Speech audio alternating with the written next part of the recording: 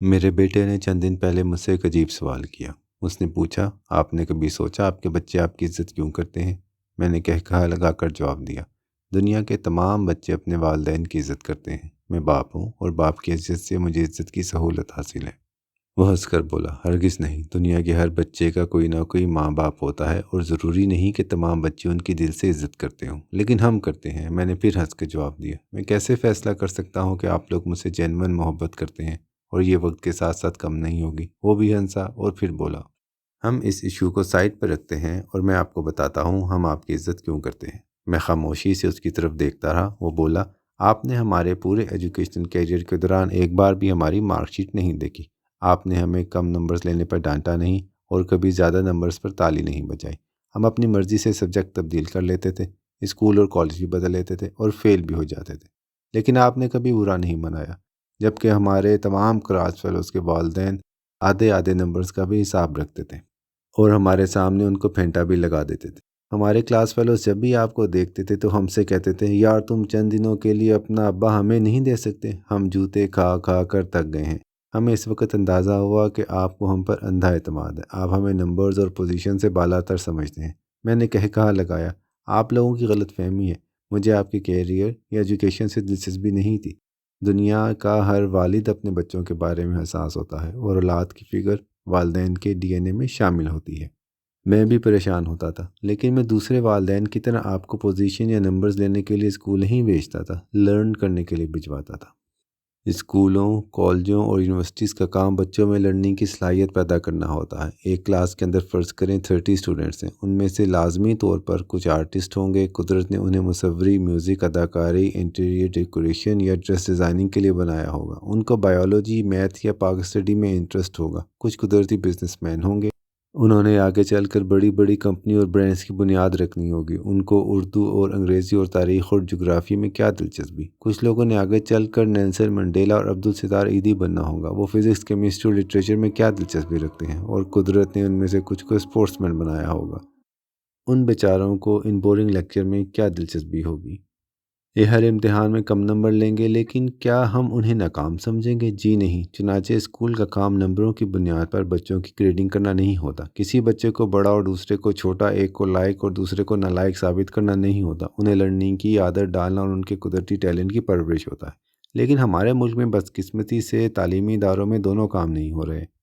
ہم پوری کلاس کو ڈاکٹر، انجینئر یا آئی ٹی پروفیشنل بنانے کی کوشش کرتے ہیں اور اس دھینگا مشتی میں طالب علموں کی لرننگ کی صلاحیت بھی مار دی جاتی ہے۔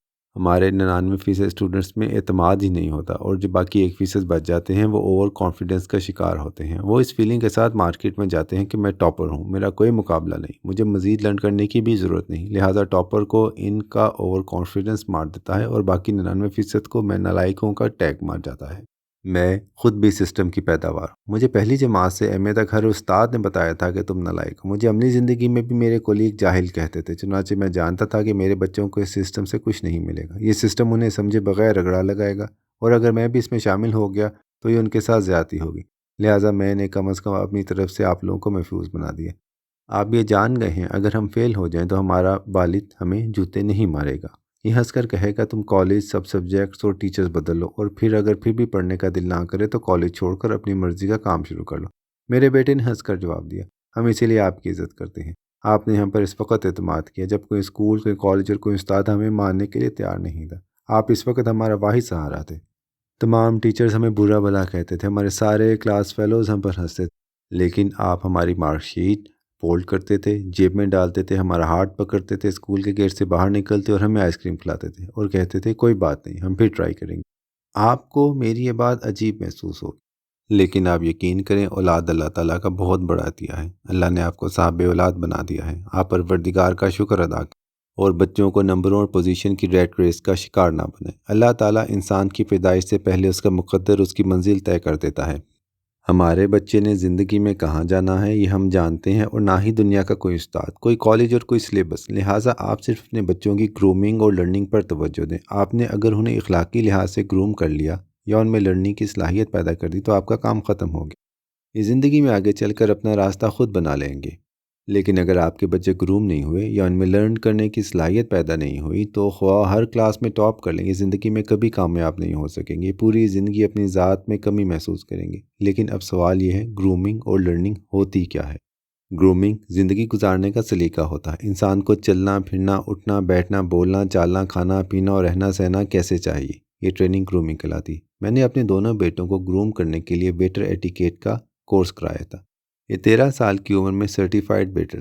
میں نے اس کے بعد انہیں book reading, knowledge hunting, HR، business start ups, personal hygiene, company making, resource management, crisis management اور انٹیریئر ڈیکوریشن کی ٹریننگ بھی کرائی، اور انہیں پیسہ کمانے اور استعمال کرنے کا طریقہ بھی سکھایا۔ آج یوٹیوب کی وجہ سے ہر قسم کا نالج موبائل فون میں دستیاب ہے، کروڑوں کی تعداد میں آن لائن کورسز بھی موجود ہیں۔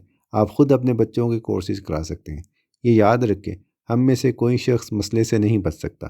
زندگی میں مسائل مسئلہ نہیں ہوتے، ان مسائل کا حل مسئلہ ہوتا ہے۔ آپ میں اگر سیکھنے کی صلاحیت موجود ہے تو آپ بڑی آسانی سے اپنا ہر مسئلہ حل کر لیتے ہیں، اور آپ میں اگر یہ صلاحیت نہ ہو تو آپ ہمت ہار کر بیٹھ جاتے ہیں۔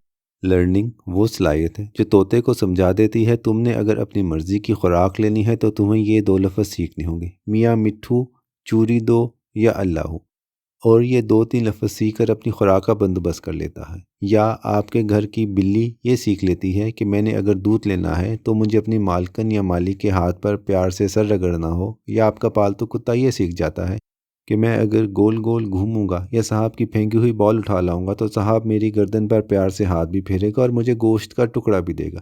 دنیا کو آپ سے کیا چاہیے، آپ نے دنیا کو کیسے متاثر کرنا ہے، اور آپ نے نامساعد حالات میں اپنے آپ کو کیسے برقرار رکھنا ہے، یہ سمجھنا لرننگ ہوتا ہے۔ لیکن بدقسمتی سے ہمارے تعلیمی ادارے ہمارے بچوں میں یہ صلاحیت نہیں پیدا کر پا رہے۔ یہ ان کو نالائکی کا تمغہ دے کر گھر بھجوا دیتے ہیں، اور یہ ہمارے سسٹم کی سب سے بڑی خرابی ہے۔ ہم اپنے بچوں کے قاتل ہیں۔